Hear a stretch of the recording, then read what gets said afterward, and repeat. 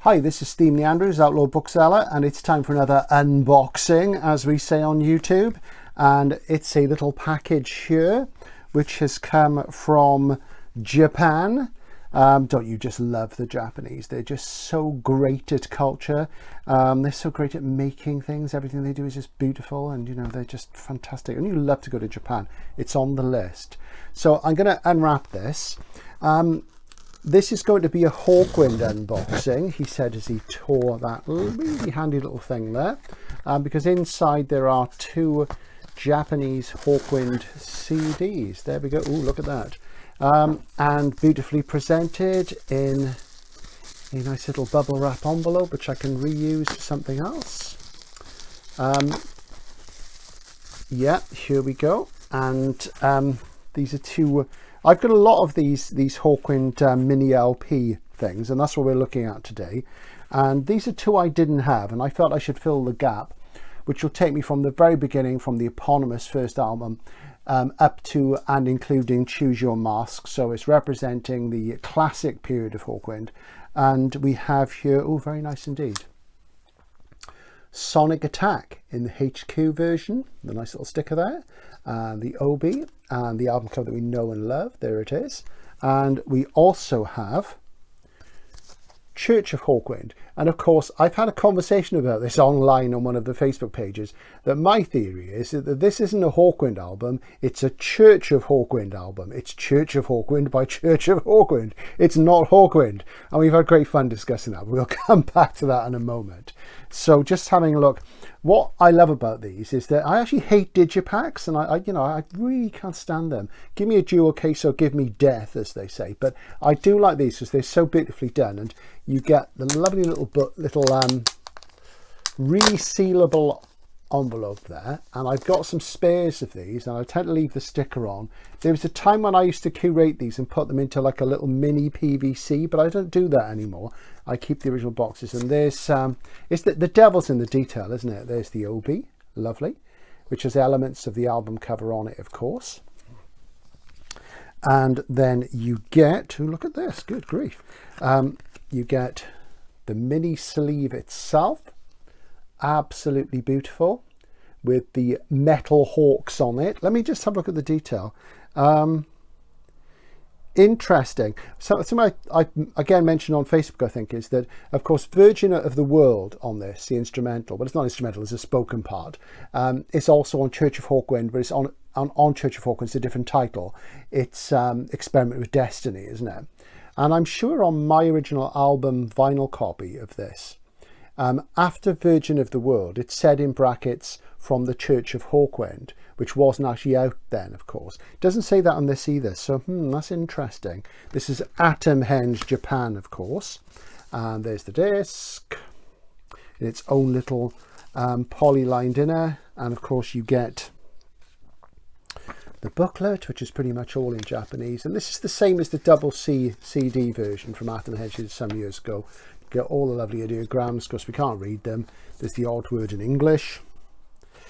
And say the OB 2010 Atomhenge Masters. Is it really that long ago? 11 years, there you go. So that's what that looks like. Also inside this, I'm finding there's more. There is a CD single of Angels of Death and Transdimensional Man. Wow, wasn't expecting that. That's a treat, isn't that great? Looks just like the old 7-inch as well. And in there we have, of course, the Japanese being demons of efficiency and sticklers for detail. We have another polylined inner with the single in, so that's really fantastic. Look at that. This is why I love Japanese releases. They're just, you know, they really care about the detail. Isn't that great? Fantastic. And there's also something else. Original booklet PDF files, Atomhenge WHD discography, Sonic Attack, Church of Hawkwind, Xenon Codex, and Alien 4. So that's a CD-ROM in there, so that's going to be interesting. take a look at that later on. I'll report back. So you get all of that. You're getting 3 discs. You're getting all that lovely detail. You know, you get a CD-ROM, you get an OB, you get a nice little sticker on the exterior of the bag. Let's get it back in there. Fantastic. You know, that's what's not to love. So that's really great stuff. So if you don't have any Japanese CDs, and you know you do get bitten, and it's a HQCD. So you know there's different variants of CDs in Japan. There's HQ, there's SHM CD. The theory is they use different materials and they sound better. Whether this is true or not, I think it's subjective. It depends on your ear. It depends on what equipment you have. I personally have found that the SHM CDs, to me, they do sound clearer and cleaner. So there you go. That's Sonic Attack. And then, of course, the following year we had Church of Hawkwind. And as I've said, is it a Hawkwind album or is it a Church of Hawkwind album? Well, I'm sticking with my theory that Church of Hawkwind is by Church of Hawkwind, not Hawkwind. Though, of course, it was the RCA active years. It did fulfill part of the contract. And again, we got CD-ROM in the back. So we'll have a quick look at that as well.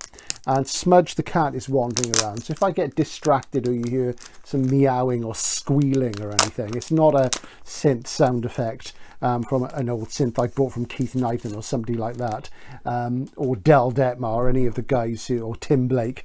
It's just the cat. So there we go, Church of Hawkwind. And we've got the OB in that lovely bluey grey, very classy. And we'll have a look. There it is. Really nice. There's Mr. Brock there. You see, and I see the fact there is this Dr. Technical, Mr. Brock there. He's the only one there's a picture of. It's his record. It's a Church of Hawkwind record. And it has the 2 sides labelled, Space and Fate.